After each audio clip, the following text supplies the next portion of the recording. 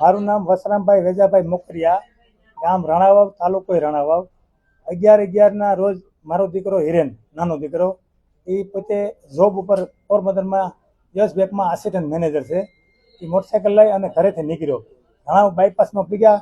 11/11 એક સિગ્મા સ્કૂલની બસ પૂર ઝડપે જતી હતી અને એને મારા દીકરાને જાહેર રસ્તા પર બસે બ્રેક કરી અને મારા દીકરાને ભેળવી લીધો।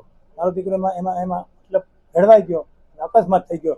જે તે સમયે અમે ટૂંકી સારવાર લેવા માટે પોરબંદર ગયા।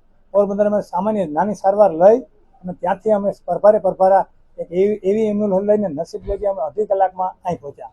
અહીં પહોંચ્યા એટલે રાજકોટની એસસીજી હોસ્પિટલ ને ડૉક્ટર પાર્થલાલ સેતા, ત્યાં અમે દાખલ થયા અને એની સિટેશન કર્યું તો એને અમને કીધું કે ભાઈ આ તો સામાન્ય વસ્તુ છે, આ તો ખાલી માથામાં 3-4 તિરાડું છે કે આમાં કોઈ છે નહીં, એટલે કે આપણે આનું ઓપરેશન થઈ જાય, આ ખાલી તમારે 2-3 લાખ રૂપિયા પૈકીએ। એ દરમિયાન એને મારા દીકરાને 12-12 વાગ્યાની વાત, આજે 9:30 વાગ્યા સુધી એક જ જગ્યાએ એમાં જે ઇમરજન્સી રૂમ છે ત્યાં રાખી દીધો। અહીંથી બ્લડિંગ ચાલુ હતું। પછી અમે 7 વાગે રિક્વેસ્ટ કરી, સાહેબ આ તમે આવી રીતનું રાખી દો, અમે માંથી પોરબંદર એટલી સ્પીડમાં આવી એનો તો કંઈ મતલબ નહીં। એટલે એને રાતે 10 વાગે ઓપરેશન કર્યું। ઓપરેશન કરી અને અમે 6-7 દી આઈસીયુમાં રહ્યા। આઈસીયુમાંથી એને અમે જનરલમાં શિફ્ટ કર્યા। મારા દીકરાને બેંકમાં નોકરી કરતો હતો એટલે કેશલેટ આપણે કે જે એનો વીમાનું પોતે વીમા કંપનીનું કવચ હતું ને એ અમે રજૂ કર્યું। એટલે અમારે જે 6 દીમાં 3 લાખ રૂપિયા 4 લાખ રૂપિયા અમારું એમાંથી પૈસા કપાણા। પછી આ લાલ શેતાનને આનું મેનેજમેન્ટ એને કેવું થયું કે આની પાસે આવડી વીમા પોલિસી છે તો આપણે વીમા પોલિસી ખાઈ જાવી, એટલે એની જનરલમાં અમને 2 દી મોકલી અને પાછું એક એવું ઇન્સન માર્યું છે, ઇન્સનમાં એની ભૂલ છે। એટલે મારા દીકરાને એમાંથી નેમોનિયા તાવ થયો। નેમોનિયા તાવ થયો, ખતરનાક નેમોનિયા, એનાથી વર્યો નહીં, એટલે દહક દી સુધી એને તાવનો પ્રોબ્લેમ રહ્યો। પછી એને અમુક એન્ટીબાયોટિક અમે એવા ગંભીર બધા એવા ઇન્સન માર્યા। 15 દી પછી પાછું કેવું થયું કે મારા દીકરાને બીજી ફરે પાણી ભરાઈ ગયું। એટલે પછી પાણી ભરી ગયું, પોતે તો આવીને એને પોતાના લાલ શેતાનને તો એને ખબર જ નથી કે પાણી ભરી, બીજા ડૉક્ટરને એક વિઝિટ કરાવતા એની આમ કીધું કે હિરેનભાઈ મુવમેન્ટ નથી આપતો, તો પાછું રાતે ચેક કર્યું ને તો હિરેનભાઈને પાણી ભરાઈ ગયું। એટલે બીજી મતલબ એને બીજું ઓપરેશન કર્યું। એ થઈ ગયા પછી ધીમે ધીમે પાછો હિરેનભાઈ ભાનમાં આવતો હતો। જે તે સમયે આઈસીયુમાં હોય તો એને આખી બોડી ચેક કરવાનો એનો અધિકાર છે, આઈએસસીજી વાળાનો કહેવાય કે પાર્થલાલ અહીં થોડુંક લાગેલું હતું સામાન્ય। અમે કીધું કે તમે શરીર આખું જોઈજો, અહીં એક હિંસક લાગેલું હતું, એ મને શનિવારે એને કીધું કે હિંસક છે, ખાલી સામાન્ય શેકો મારવો।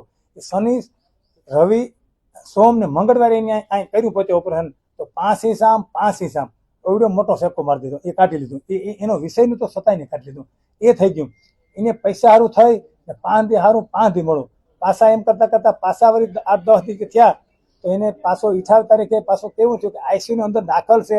હવે આઈસીયુની અંદર દાખલ એટલે આપણે આઈસીયુની અંદર દાખલ હોય તો એની જવાબદારી આવી જાય ને, આપણે આગળ કોઈ વસ્તુ છે કે આપણે અંદરમાં હોય, એની અંદરમાં તો એને 69 mm હેમરેજ પાછું થયું। પાછો વળી કે આ તો કે પાછો હોય કે કોમો મળી ગયો, 69 mm હેમરેજ થયું। પછી એમાં એને કંઈ ખબર ન પડી કે શું કારણ થયું। અમે કીધું કે આનું રીઝન શું, એ તો કે આપણે કે સિટેન કર્યું, એટલે પછી એની ઓપરેશન કર્યું, એને પાછું કર્યું, સાહેબ આ તમે અંદર છે ને આવું કેમ થયું, પાછું એવું ભયંકર ઓપરેશન કરી નાખ્યું। એ ઓપરેશન કરીને પાછો લઈ આવ્યા। પછી મારો દીકરાના એવી મુવમેન્ટ કે ખાલી એક હાથ અને 2 આંખું, એના સિવાય કંઈ મુવમેન્ટ ન મળે। હવે એ દરમિયાન એને ઓપરેશન કરી લીધું, અહીંથી જે હાઇટકી હતી એ બધી કાઢી લીધી। એ હાઇટકી ક્યાં નાખી દીધી અમને કંઈ કીધું નહીં। એ પછી અમે તો ઓછામાં ઓછા 5 દી કીધું અહીંથી આપણે હાઇટકી કાઢી લીધી।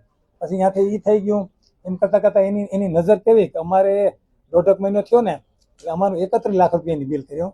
હવે અમારી પાસે પૈસા, એની નજર કેવી કે આ લોકો પાસે બીજી પોલિસી છે, બીજી પોલિસી સારું થઈને એને આવી રીતનું કર્યું, 5 દી સારું 5 દી નબળું। એ દરમિયાન પછી અમારી પાસે પૈસા નહોતા। પૈસામાં એક દિવસ એને એવું કર્યું કે મારા એને 90,000 કાયમનું 65,000 રૂપિયા તો બિલ અમે ભરતા હતા, એક દી 90,000 નું બિલ કર્યું। મારા દીકરો બાપા આ તો 90,000 નું બિલ આવ્યું। એને જે 10 દી પહેલા જે દવા આપી હતી ને એ ખોટા બિલ ચડાવ્યા, એટલે 25,000 રૂપિયા અમે પકડ્યા। એટલે અમે સીઓની વાત કરી, ભાઈ આ પૈસા પકડા તમારા। એટલે સીઓ એક એવો મેસેજ એને બધા રિલેટિવ ફરતો કર્યો કે હાલો તમે કે 10,000 રૂપિયા લખો કે તમે 25,000 લખો તો જે દર્દી છે વર્તી જાય। એ થયું। પછી એને કેવું થયું, એને એવું કીધું ભાઈ આ લોકો 10 લાખ પાછળ છે, કાલે એ મોકરિયાના હગા પાસે આપણે 5 લાખ રૂપિયા લેવાના છે। એટલે 5 લાખ રૂપિયા હતું અમને દબાણ આવ્યું એટલે અમે અમારા વડીલો સંપર્ક સાધી અને અમે ભલામણ કરી ભાઈ અમને આ એટલા પૈસા લઈએ, અમારી પાસે પૈસા થઈ રહ્યા। પછી એ એવું નક્કી કરી ગયા કે ભાઈ આને હવે તમે પૈસા ન લેતા, તમારી કોઈ આ કોકિલાબેન આંબાણી હોસ્પિટલ નથી, આના પૈસાને થોડુંક ધીરું કરો કે એ દરમિયાન એમ કરતા કરતા પાછું આગળ હાલ્યો તો પાછું થોડાક દી પહેલા કે 8 દી પહેલા હવે અમે એક ઠેકાણે ગયા, ત્યાં ગયા એટલે ભાઈ આને આપણે તપાસમાં બીજા ડોક્ટરને બોલાવો. તો અમે કીધું બોલાવવાનું બીજા ડોક્ટર છે, એને બીક લાગે બીજા ડોક્ટર આવે આપણે તો પાણી ભરાવા દે.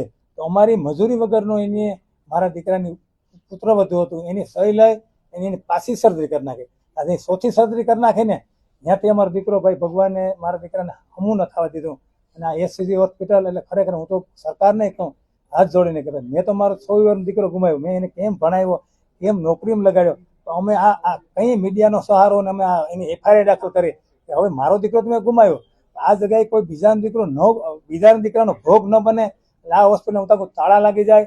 ડોક્ટર લાલ શેતા છે એ શેતાન છે ખરેખર, એનો એવો તમોગુણી છે. મારા હમેતા આ મહિનાથી એને મને એક એવી જગ્યાએ મને એવો આમ ભડકા ભરેલ, હું તો એને મહિને બોલાવતો નહીં.